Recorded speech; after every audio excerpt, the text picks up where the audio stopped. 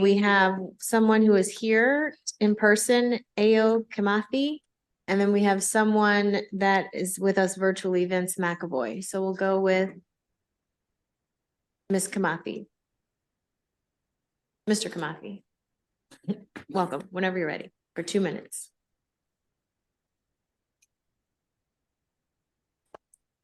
Do I have to hit this? Oh, it's good. Thank you, Madam Chairwoman, for this opportunity to address the legislature here. Accountability starts at home. I'll start with the Black members of this board, every one of you. It will be absolute treason after 250 years of the Holocaust, of what we went through in chattel slavery, to allow people to come and take our suffering, put a few shekels on it, and benefit off what we went through. This is the United States of America. We were the ones who went through the Holocaust. There was no Jewish suffering in this place. In fact, they helped to bring us over here, to the Native Americans and the Hispanics. It was your decimation that created the need for us to come and do the labor. Again, the Holocaust is treason to your ancestors to let someone take your suffering and to do this and to benefit them, to tell a story that is ahistorical. To the white people in the room, yes, you participated in both of those, but guess what? The truth is, you built this country and we built this country. We may not have wanted to do it, but we did it. When the time came to save the Jews in Germany, you were the ones with the power. And guess what you did? You gave blood, sweat, and tears and resources and went and saved them. You said your grandfather fought there. He did his job. You don't owe them anything. They owe us, America. And I've not yet in 50 years heard one of them say thank you. So I ask every member of every group that I just spoke of, if they want this, let them go to Germany and get it from the Germans. American citizens owe nothing in this regard, and it is treason to take our suffering as African people and use it and monopolize it and take it and let somebody else benefit from it. Thank you, sir. Are there any questions? Delegate Attar.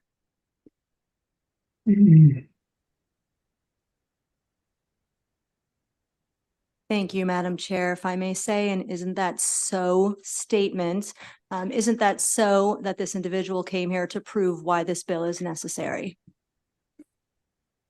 Thank you. Are there any other questions from this committee? Okay, thank you, sir. We do have one more person signed up virtually, Mr. McAvoy, for 2 minutes. There we go. My video was stopped. I'm against this bill as I was last year. I do note that the fiscal has been reduced. We're hearing about all kinds of fiscal constraints that are upcoming in Maryland. The blueprint is a bloated mess. And I don't believe that when we have such poor education results in Maryland, a state which is, again, grossly overfunded, given the results that we have, and these are borne out by the Kerwin Commission, that we have money for anything beyond the 3 R's, but much less for wartime propaganda. Why do I call it wartime propaganda? Well, this narrative began after the war.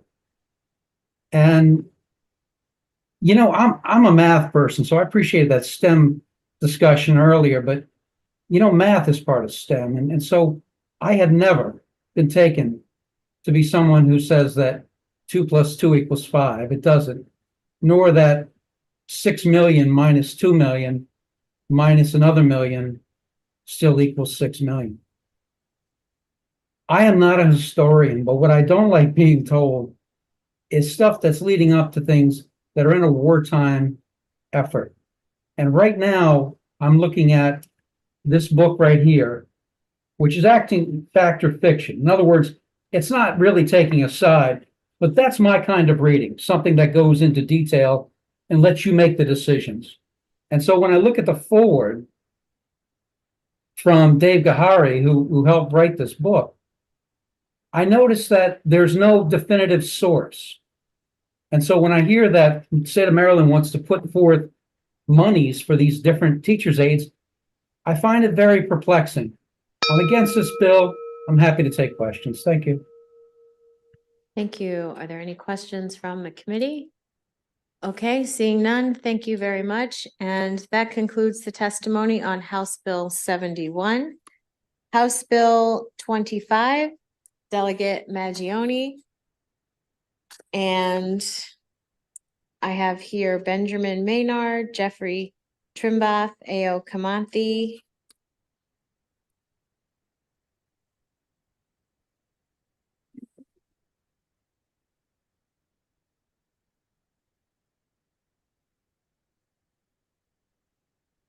Thank you, Madam Chairwoman and members of the committee.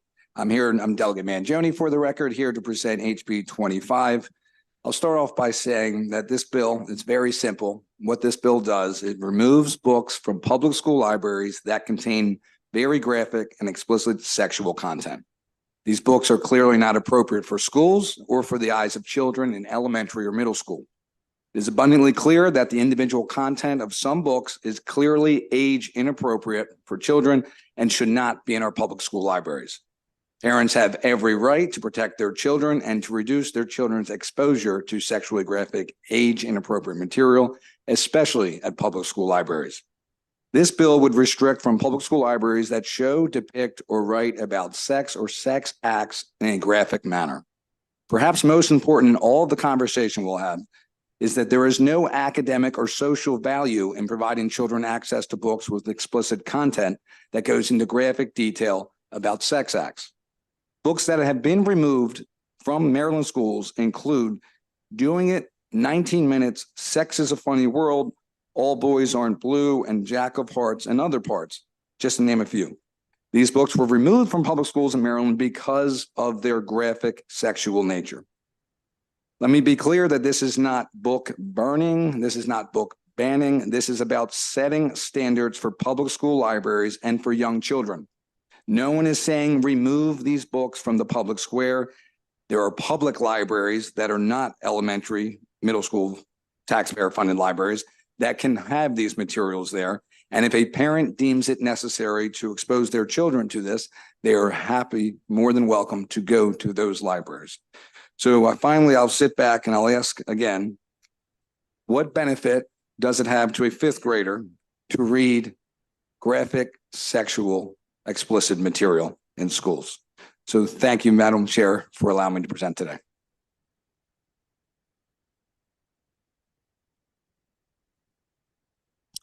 Good afternoon, Madam Chair Atterbury and Vice Chair Wilkins and other members of the Ways and Means Committee. My name is Jeff Trimbath, and I'm the president of the Maryland Family Institute. I speak favorably regarding House Bill 25 this afternoon and the much needed effort it makes to prohibit sexually explicit material in public elementary, middle, and secondary school libraries here in Maryland. Maryland already has in its code a requirement that county libraries adopt policies to prevent minors from obtaining online access to obscene materials. Furthermore, a recent hearing in the Senate, which we testified at just last week, exposed the need to further penalize child pornographers for the distribution of explicit materials depicting minors. House Bill 25 will assist the state's schools to further comply with a movement led by parents in Montgomery, Carroll, Harford, and other counties who have carefully researched and exposed sexually explicit materials that are still available in our schools' libraries. Children need to have school systems protect their innocence and their developing minds from sexually explicit material.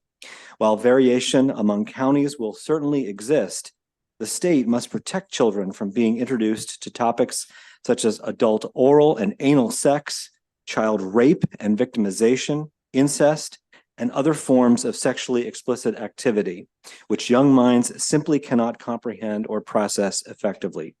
Our classrooms ought to teach math, reading, writing, the history of Maryland, science, and patriotism. And our resources should equip students with the necessary tools to become productive and virtuous citizens when they graduate. None of this should be tainted by the porn and smut that is still unfortunately available in our schools. It is for these reasons that we ask you to give House Bill 25 a favorable report. Thank you, Madam Chairwoman, for this opportunity to address the legislature. When I was 15 years old, I didn't plan this, but it just hit me when I was over there. I was 15 years old, and a good friend, she was from Jamaica. She told me that when she was young, somebody raped her. She was a child in Jamaica. And from that day, when I heard that story, the idea that people would sexualize children has been this morbid anger that I have whenever I hear it, because nobody ever did anything to me when I was a child, maybe a bully. But I mean, I never experienced somebody trying to sexualize me. I don't understand why people would do it. So I came not just to say, I come when I don't agree with something. I'm not afraid to speak the truth, how I feel. I think that it's important, though, not to just do it when you don't agree with something. This means so much to me, having come, it's my third year coming to the legislature, to tell people and say, these are things that are going on. Please don't take my sunshine, because I might get this wrong, but this is how I feel. So let me keep a little sunshine. I feel like some of us have said these are things that are an issue. We brought it to the table. You all have listened. Now people are putting legislation out here that's actually going to help us protect children. And it just means, it's overwhelming to me that there are actually people in the legislature, because I know so many people who are pulling their children out of school, leaving states and moving to different states. Some of them moving out of the country because they don't know what to do about this kind of thing. So now I can actually go back to people that I have access to and say, look, we can actually use the legislature and get something done. So I just want to let you know, I really, truly, from the bottom of my heart, it means everything to me to protect children, and I appreciate everybody involved in this. Please, let's get to the next. Thank you. Last bill of the day, committee. House Bill 47, Delegate Schlega, and I have Evie Edwards, Kathleen Goonan, Barbara Ehart, and Jonathan Alexander as your initial panel, and Barbara Ehart virtually. Thank you. For the record, my name is Delegate Kathy Shalega, and it's truly an honor to be here in front of you today to present to you House Bill 47. It's a very simple bill of fairness in girls' sports, and I know you probably hear that for every bill. This is a really simple bill, but this one truly is.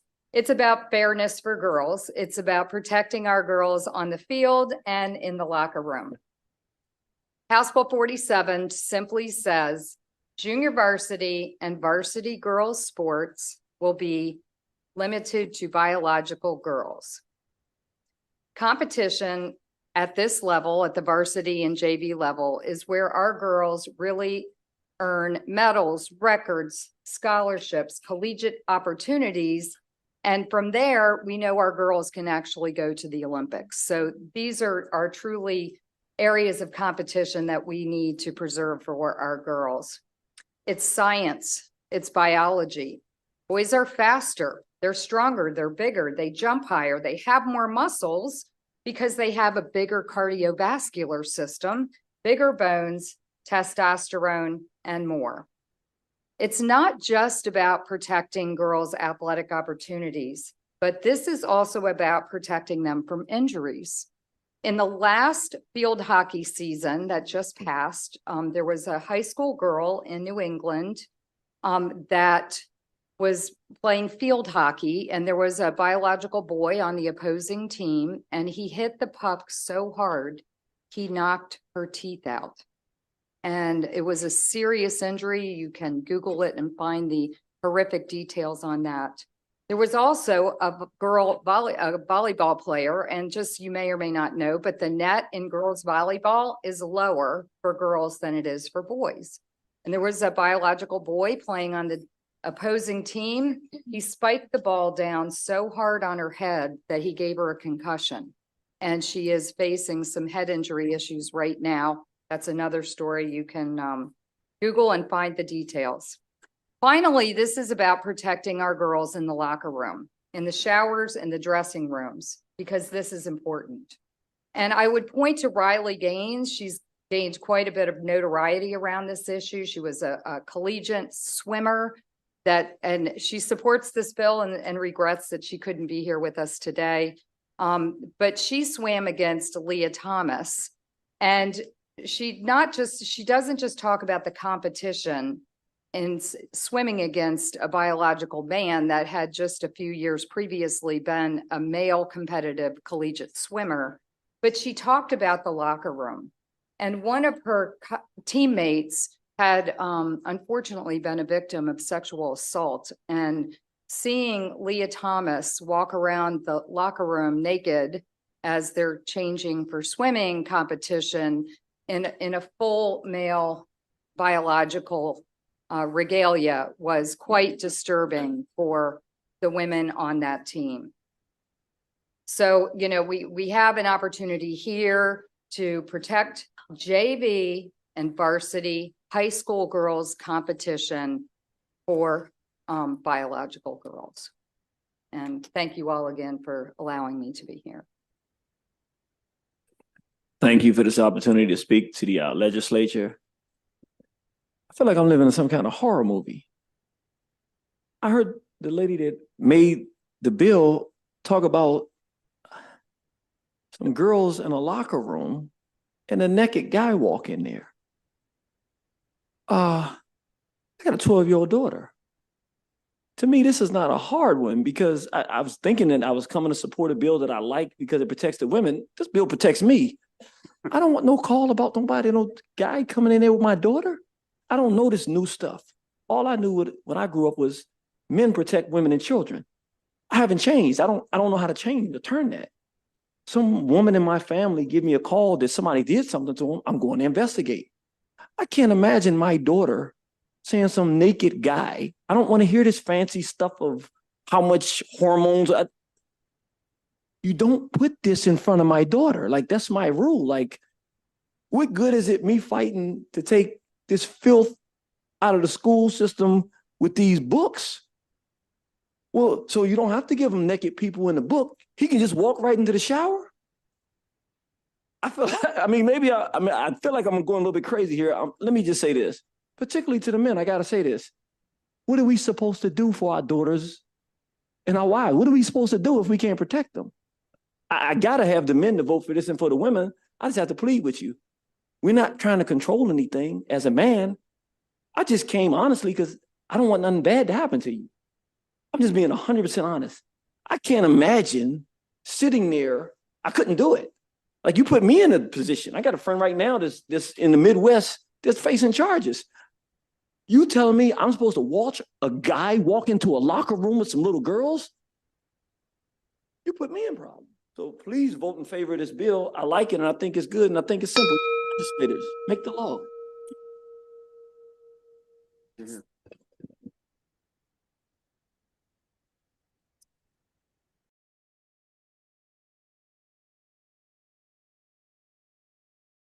Now we're on to the last bill of the day, House Bill 76, Delegate Lopez.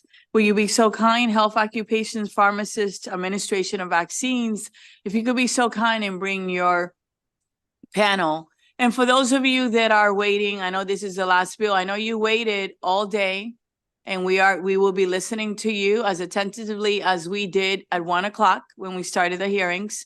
And we thank you for your patience. Good afternoon, Madam Chairman and committee members. Thank you for having me here again. My name is Jill McCormick. I work for the National Association of Chain Drugstores, and I do state government affairs in 8 states. And I have worked in the past several years in a number of states that have adopted this legislation. So I'd be happy to take any questions around what other states have done. The reasons why I think you should consider voting for this bill is because it is really a true opportunity to increase and protect healthcare equity and widespread access to vaccines for Maryland's families. This bill is especially critical to those families in urban and rural areas who do not have a pediatrician or a medical home, or cannot easily access one because of geographic, socioeconomic, or other challenges. Respectfully, in pharmacy's opinion, Maryland does need to modernize its pharmacy vaccine law before the PrEP Act expires on December 31st of this year. This is why there will be critical gaps left if you do not. For example, only adults will be able to get COVID vaccines at pharmacies. There is no provision in Maryland law for COVID vaccines for anyone but adults. Routine vaccines like HPV, polio, and tetanus will not be able to be accessed by by families for their children at the pharmacies. Kids age 11 to 17 will not be able to get those routine vaccines I just named and others without a prescription from their doctor first, which kind of negates the whole convenience of going to the pharmacy. And that includes, even for those older children, COVID, because again, they would need a prescription first. So Maryland was not alone in having a patchwork of vaccine laws dependent upon age before the pandemic. However, since then, about half the states have updated their laws to remove barriers and lower the age limit. These include your neighbors, West Virginia and Virginia, who actually moved the age down to 50. California, Michigan, Illinois, Wisconsin, most of the Western states, and even a number of Southern states like Tennessee, Arkansas, Alabama, and others. So given the Department of Health study recommendation that you're going to hear about, and all of these facts and the gaps that will exist, we urge you to move this bill forward. I'd be happy to take any questions. Good afternoon. Thank you, Madam Chairwoman, for this opportunity to address the board. My name is Ayo Kimathi. Gentile side, Goya side. I'm referring to information coming from a peer-reviewed study from an individual who is a Maryland citizen who works at the NIH now and has worked there since 1998, right across the hall, directly with Dr. Anthony Fauci. The title of this, he's in Maryland today, lives in Baltimore. I've spoken to him. COVID-19 and illegal U.S. bioweapons activity and insiders revelation. I have submitted this as written testimony so that you can look at it for yourself. His assessment from the inside, while it has been occurring, is that Jews, the Mossad, and others have infiltrated the US government and used it as a basis to create bioweapon warfare against all non-Jews on this planet, and that it has been unleashed in the United States of America and around the world. This is a peer-reviewed study where doctors from around the world have printed it and published it and put their reputations on the line to publish it so that the world population can know what is occurring. In it, and what's so important to understand, we are not talking about vaccines. mRNA, by definition, is technology. This is the installation of technology into people that is killing people en masse around the world. Any efforts to increase accessibility to these injections is harming the human population and an act of genocide. I will have to tell you, and with all due respect, given what is happening in the world right now and what happened on October 7th, I think that the testimony you provided, I have members, colleagues that are Jewish, and it's highly offensive. Just want to let you know that. So if whoever is testifying in the future, be more careful and thoughtful about what we cite, because it is very personal, especially given what's happening. And we're not going to get into it. I don't want to argue with you, but I'm just telling you from my heart that it is very hurtful for some of my members and people that I love. Okay. That being said, I'm going to open it for questions now and ask, are there any questions of this panel? I have Delegate Kaiser followed by Delegate Kipke. Thank you, Madam Chair. I just wanted to ask any of the four women if you agree with the comments that were just made by that gentleman. Thank you. Delegate Kipke.